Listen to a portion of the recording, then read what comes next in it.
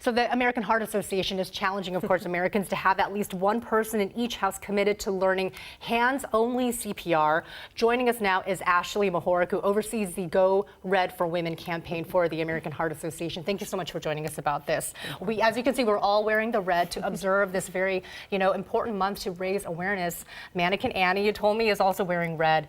What can you show us today? Yeah, absolutely. Just really want to raise awareness about how easy it is to do hands-only CPR. All you need to do is call 911 and push hard and fast on the center of the chest. So I'm just going to demo it real quick. Sure. You put your hands together. Normally we would do it on the floor just to have a hard surface. I actually had my life saved by CPR. And so my boyfriend had to take me off of the bed, off of the soft surface to a hard surface. And then he pressed hard and fast in the center of the chest at a rate of 100 to 120 beats per minute. And a lot of times there are a couple different songs that you can sing along with it as well, such as Staying Alive.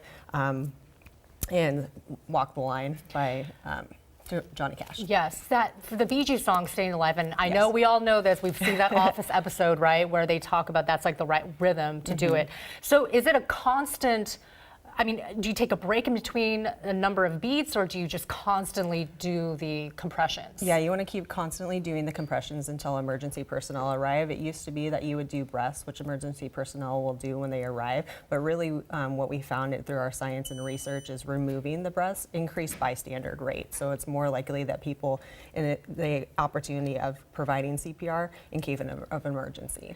So this is hands only, meaning you don't necessarily have to do the mouth-to-mouth part of the CPR. Could you explain how hands only suffices? That should be enough. Yeah, absolutely. All it is really getting that blood circulating throughout the entire body, keeping that oxygen flowing so that it's providing everything to your organs and throughout the body until the emergency personnel arrive. Because the point is to keep that oxygen flowing, and basically you're being the heart, right, as you're doing the pumping. This month is very important. We're talking about women in particular because a lot of us, maybe there's this myth thinking that heart disease affects men in particular, but no, that's not the case. We just heard Kyra's story. What was your story? You had mentioned that your boyfriend had done CPR. Yes, I actually had surgery and I had a bilateral pulmonary embolism, which is blood clots blocking my lungs. And so he found me unresponsive and was able to administer CPR to save my life. And he happened to know it already. Amazing. So it just goes to show that it helps so much to know. And the campaign this month is at least one person in a household. Yes. Okay.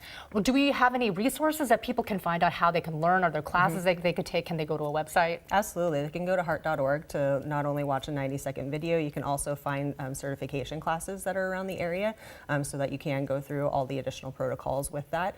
So it's a really great way to learn CPR, but really the easiest way is just watching that 90-second video on heart.org and encouraging your friends and family to do it as well.